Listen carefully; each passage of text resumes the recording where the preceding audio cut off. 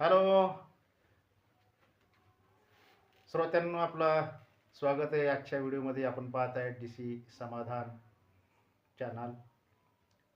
आज आपण थोडासा मोटिवेशनल व्हिडिओ तयार करायला घेतलेला आहे. मित्रांनो, प्रत्येकाला आपल्या जीवनात आपण यशस्वी व्हावं असं वाटतं, आणि यशस्वी जर व्हायचं असेल तर आपल्या आजूबाजूची माणसं आपण ओळखायला शिकलं पाहिजे. धनवान माणसं जी असतात किंवा श्रीमंत जी माणसं असतात ती माणसांना ओळखण्यामध्ये कधी कधी चूक करतात, किंवा सर्वसाधारण माणसं ही माणसं ओळखण्यामध्ये चूक करतात. माणूस जर जवळचा लक्षात आला नाही तर निश्चित आपला तोटा झाल्याशिवाय राहत नाही. म्हणून आपल्याला प्रथम आपल्या जीवनामध्ये माणसं ओळखायला शिकलं पाहिजे, आणि त्यानंतर स्वतःला ओळखलं पाहिजे. तर माणूस कसा ओळखायचा, की आपल्याबरोबर राहणारा माणूस किंवा आपल्या जवळची जी माणसं आहेत ती माणसं कशी ओळखायची? ही आपला तोट्याची आहेत का, ही आपल्याला काही धोका देणारी आहेत का, ही कसं ओळखायचं? तर मित्रांनो, त्यासाठी आपल्याला ज्ञानाची गरज आहे. ज्ञानाच्या साहाय्यानं जो प्रापंचिक अनुभव असेल किंवा व्यावहारिक अनुभव जो आहे, आणि व्यावहारिक ज्ञानातून आपल्याला माणसं ओळखू येतात. एक उदाहरण त्यासाठी आपण पाहणार आहोत, की एक व्यापारी होता किंवा एक धनवान माणूस होता. त्याला व्यापार करायचा होता, आणि पूर्वीच्या कालावधीतील ती घटना आहे. त्या कालावधीमध्ये काही फोर व्हीलर किंवा अशी साधनं नव्हती, आणि घोड्यावरती, बैलावरती, बैलगाडी याच्या साहाय्यानं दळणवळण केलं जायचं. म्हणून त्या व्यापाऱ्यानं एक घोडा घेतलेला आहे, आणि त्याचं काही सामान त्या घोड्यावरती घेऊन तो एका शहराकडे व्यापार करण्यासाठी निघालेला आहे. आणि रस्त्याने जात असताना दुसरी एक व्यक्ती त्याला भेटली, आणि त्या व्यक्तीने विचारलं, तुम्ही कुठे चाललाय? त्यांनी सांगितलं की मी अमुक शहरामध्ये चाललेलो आहे, माझं काम आहे. परंतु ज्याने त्या व्यापाऱ्याला विचारलं तो हुशार होता. त्याने ओळखलं की हा व्यापारी साधा नाही, हा साधा माणूस नाही, याच्याकडे पैसा आहे, याच्याकडे धन आहे. त्या व्यक्तीनं ओळखलं, आणि त्याने सांगितलं मलाही त्याच शहरामध्ये जायचं आहे, मग आपण दोघंही बरोबर जाऊ. बरोबर जर प्रवास केला तर आणखी सुखकर होईल, सोपा होईल, एकमेकाची मदत होईल या दृष्टीने. आणि त्या व्यापाऱ्याने सांगितलं काय हरकत नाही बाबा, तुलाही त्या शहरामध्ये जायचं असेल तर मग आपण बरोबर गेलं तर काय अडचण नाही. मग एके ठिकाणी मुक्काम पडला, एका गावामध्ये एका झाडाखाली त्यांनी घोडे सोडलेले आहे, जेवण वगैरे केलेले आहे. त्या व्यापाऱ्याला तो माणूस आग्रह करायचा, त्याच्याशी अतिशय गोड गोड बोलायचा. आणि एक गोष्ट लक्षात घेतली पाहिजे, की ज्यावेळेस आपल्याकडून काहीतरी कोणाला साध्य करायचं आहे, त्यावेळेस समोरची व्यक्ती ही आपल्याशी फार गोड गोड बोलत असते. ज्यावेळेस ती आपल्याशी गोड गोड बोलते, त्यावेळेस आपण समजून चालायचं की याला आपल्याकडून काहीतरी अपेक्षा आहे, किंवा आपल्याकडून याला काहीतरी काम करून घ्यायचं असेल, किंवा काहीतरी याला वस्तू पाहिजे असेल. हे लक्षात आलं पाहिजे. व्यापारीने ओळखलं की हा आपल्या इतकं पुढं पुढं करतोय, तुम्ही जेवून घ्या, हे घ्या, ते घ्या, असं बोलायचं तो. जेवण झाले दोघांचे. मग त्यांनी सांगितलं त्या व्यापाऱ्याला, मी जरा गावातून थोडंसं तंबाखू बिडी काढी घेऊन येतो, मला तोपर्यंत तुम्ही आराम करा. मग या व्यापाऱ्याने अगदी त्याचं अंथरूण टाकलेलं आहे. व्यापारी झोपी गेलेला आहे.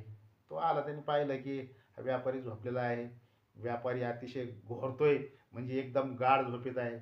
त्याने मग ते व्यापाऱ्याचे सगळे कपडे, खिसे वगैरे पाहिले, पिशव्या पाहिल्या, बॅगा पाहिल्या, त्याच्यामध्ये काय आहे का, परंतु त्याच्यामध्ये काही सापडलं नाही. हाही त्याच्या जागेवर गेला, झोपला. दुसरा दिवस उगला, पुन्हा प्रवास सुरू झाला. पुन्हा दुसरा मुक्काम पडला. त्या मुक्कामाला गेल्यानंतर पुन्हा नियमित रुटीननुसार दोघांनी जेवणं केले. तो गावात गेला बिडी काडी आणण्यासाठी, आणि हा व्यापारी झोपलेला आहे. आणि झोपल्यानंतर तो माणूस आला, ती व्यक्ती आली, त्यांनी पाहिले की हा व्यापारी झोपलेला आहे. पुन्हा त्याने उशाला इकडं तिकडं चौकड उचकून पाहिलं, परंतु त्याला काही सापडलं नाही.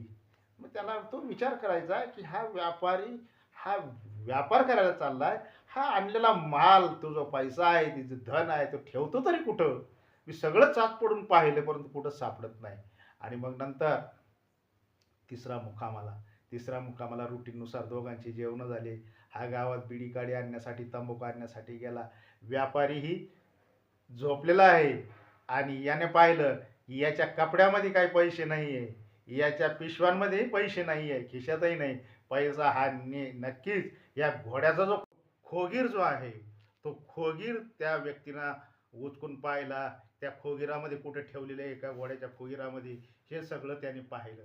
परंतु पैसा काही त्याला सापडला नाही, धन काही त्याला सापडलं नाही. त्याच्या पुढचा मुक्काम पडला. त्या मुक्कामातही त्याने पाहिलं, जेवण वगैरे झाले. गावात हा चोर गेलेला आहे, आपला बिडी काडीचं आणण्याच्या निमित्ताने गेलेला आहे आणि येताना थोडा उशिरा यायचा. उशिरा याच्यासाठी यायचा की हा व्यापारी झोपलेला असेल किंवा तो ती जी व्यक्ती आहे, श्रीमंत व्यक्ती, ती झोपलेली असेल. ती झोपलेलीच असायची. हा आला, त्याने पाहिलं, त्याच्या उशाला पाहिलं, त्याचे कपडे पाहिले, खिसे पाहिले, सगळ्या त्याच्या पिशव्या उचकून पाहिल्या. कुठंही त्याला काही पैसे सापडले नाही. त्यानंतर पुन्हा दुसरा दिवस उरलेला आहे. दुसऱ्या दिवशी पुन्हा त्यांचा प्रवास सुरू झालेला आहे. असे जवळजवळ 5 मुक्काम झाले आणि शहर जवळ आलं. आणि मग तो चोर जो होता त्या व्यापाऱ्याला म्हणला, "का हो," म्हणे, "दादा, तुम्ही व्यापाराला आलात, मग तुम्ही काही पैसा आणला असेल, काही धन आणलं असेल." "हो." "मग जो पैसा तुम्ही आणलेला आहे, तो पैसा ठेवला कुठं होता?" चोराला उत्सुकता होती, कारण चोर त्याला लुटण्यासाठी 5 दिवस आतबत होता, परंतु त्याला काही माल मिळाला नाही, त्याला काही पैसा मिळाला नाही. मग हा पैसा ठेवत कुठं होता? त्यावेळेस तो व्यापारी म्हणला, "बाबा, तुला मी पहिल्याच दिवशी ओळखलं होतं की तू मला लुटण्यासाठी माझ्याबरोबर आलेला आहे. तुला काही या शहरात यायचं नव्हतं. पण मी ओळखलं होतं की हा आपल्याला लुटणार आहे, म्हणून मी वेळेस सावध झालो. हा सर्व पैसा मी तुझ्याच उशाला ठेवत होतो. तू माझं ऊस चेक करायचा, माझे कपडे चेक करायचा, माझ्या बॅगा पिशव्या चेक करायचा, घोड्याचा खोगीर सुद्धा तू चेक केला, परंतु तुझं ऊस तू चेक केलं नाही. तुझ्या खाली पैसे असताना तुला घेता आले नाही आणि मी त्याच्यातून वाचलेला आहे. तो चोरीपासून मी वाचलेला आहे, कारण मी तुला ओळखलं होतं."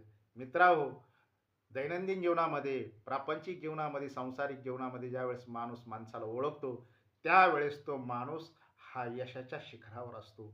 म्हणजे प्रापंचिक जीवनामध्ये तो यशाच्या शिखरावर गेल्याशिवाय राहत नाही.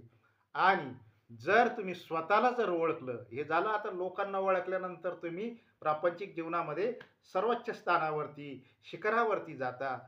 तसं स्वतःला जर ओळखलं तर पारमार्थिक जीवनामध्ये, आध्यात्मिक जीवनामध्ये, पारमार्थिक जीवनामध्ये सर्वोच्च शिखरावरती तुम्ही राहाल. त्यासाठी स्वतःलाही ओळखायला शिका. कोहम कदविदम. आणि माऊली म्हणतात, "मी कोण ऐसा करावा विचार." मी कोण आहे हे एकदा जर तुम्हाला ज्ञान जर झालं, तर आध्यात्मिक जीवनामध्ये सुद्धा तुम्ही, पारमार्थिक जीवनामध्ये सुद्धा तुम्ही यशाच्या शिखरावर राहाल.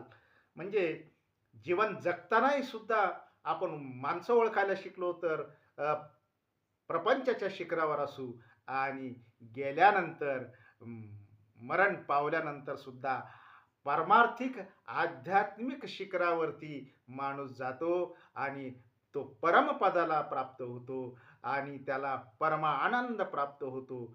तेच त्याचं खरं परमभाग्य आहे. तेव्हा स्वतःला ओळखायला शिका, त्याचबरोबर जगाला म्हणजेच माणसांना ओळखायला शिका. म्हणजे आपण निश्चित यशस्वी झाल्याशिवाय राहणार नाही. मित्रांनो, ही छोटीशी गोष्ट आणि मोटिवेशनल अशा प्रकारची माहिती तुम्हाला कथेतून देण्याचा प्रयत्न केलेला आहे. कथा सर्वांना जर आवडली असेल, हा विचार सर्वांना आवडला असेल, तर या व्हिडिओला कमेंट करा, लाईक करा आणि सबस्क्राईब करायला विसरू नका. कमेंट करताना तुमच्या कमेंट्स मला जर मिळाल्या, तर निश्चितच मला पुढचा व्हिडिओ तयार करताना तुमच्या ज्या कमेंट्स आहेत त्याचा विचार मी करीन आणि त्यानुसार, तुमच्या सूचनेनुसार आपण व्हिडिओ तयार करू. तेव्हा प्रत्येकाने कमेंट करायला विसरू नका. नमस्कार. राम राम. रामकृष्ण हरी.